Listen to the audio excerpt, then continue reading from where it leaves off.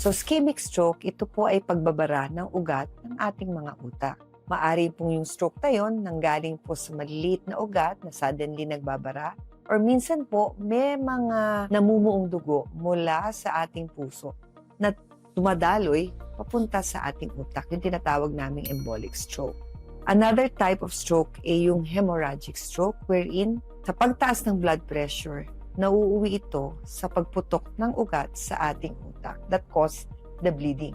Ano ba ang mga simptomas na kayo ay talagang na-stroke? Number 1, biglang kahinaan. Madalas, isang parte lang ng katawan ang nanghihina. Either ang kamay, ang paa, at usually kalahati. Or nanghina ang kalawang bahagi or kanang bahagi ng katawan. Biglang hindi nakakapagsalita o mahirap magsalita. May ibang mga stroke na duduling, nag-iiba ang paningin. May iba rin namang stroke, especially sa mga hemorrhagic stroke. Severe ang sakit sa ulo.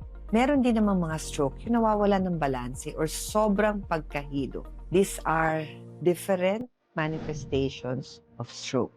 Kaya dapat malaman po natin dahil kailangan ma-actionan kaagad at ma-recognize at madala kaagad ito sa ospital para po maagapan ang mga komplikasyon associated with it.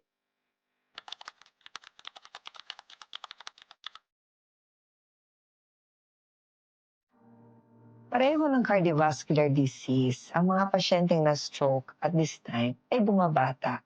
Maisisisi ba natin ito sa ating lifestyle?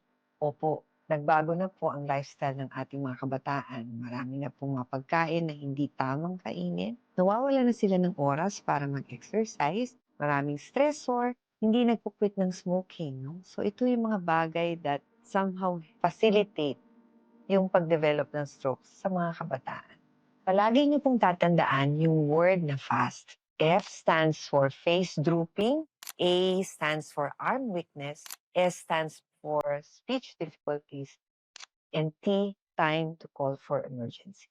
Pag sinabi pong face drooping, bumabagsak po yung isang bahagi ng ating mukha. Yung arm weakness po, yung sinasabi pong paghawak ng bagay, hindi niyo mahawakan, bumabagsak ang inyong hinahawakan.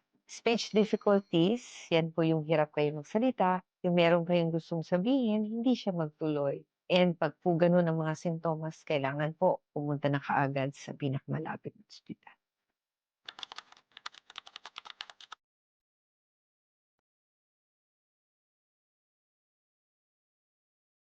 Napakaraming mga non-specific symptoms na mga babae ay na-experience during that period of perimenopause. No? Commonly, yung mga hot flashes, mood swings, palpitations. There are some women who complain of parang medyo mahirapan silang huminga, madaling mapagod. These are symptoms na nami-mistake nila as something na baka sa puso nanggagaling. And most often than not, mas madalas sila magpunta sa isang cardiologist without really knowing that it must be part and parcel of a perimenopausal syndrome that they are going through, no? Tama naman yung sinabi mo na usually they manifest with, una-una yung night sweats. That's the most common kasi that they usually experience na kahit nasa loob sila ng aircon room, pinagpapawisan sila ng todo. But one of the more common things kasi na dahilan kung bakit sila nagpupunta sa aming OB is yung bang irregular yung menses nila, bigla na lang hindi monthly or di kaya sobrang lakas ng regla. Okay? So usually pag ganon, ang pinaka-cause niyan, kaya tinatawag natin siyang perimenopause, is they're in the period wherein yung age na yun, papunta na sila doon sa sinasabi nating menopause. So kailangan dapat isang taon kang walang regla bago mo masabi na talagang into menopause ang isang pasyente.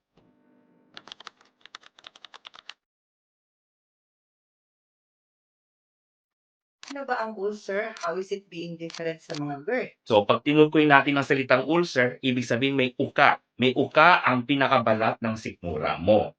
Kung kayo ay nagkaroon ng singaw sa bibig, sa lalamunan, or sa inyong pisngi, nakakita kayo ng puting itsurang ganun, yun ang itsura ng ulcer sa loob ng sikmura. Kung kayo ay nakakaramdam ng singaw o ay tinatawag na ulcer sa gilagid, sa pisngi, ito rin ang nangyayari sa loob ng tiyan natin. So, pag meron pong singaw, pag meron pong ulcer, meron yan pananakit. Ano ang naging sanhi ng ulcer dito? Again, yung asido. Nagkakaroon siya ng pagpaso, parang napaltos yung pinakabalat ng sikmura, kaya nagkakaroon ng sugat.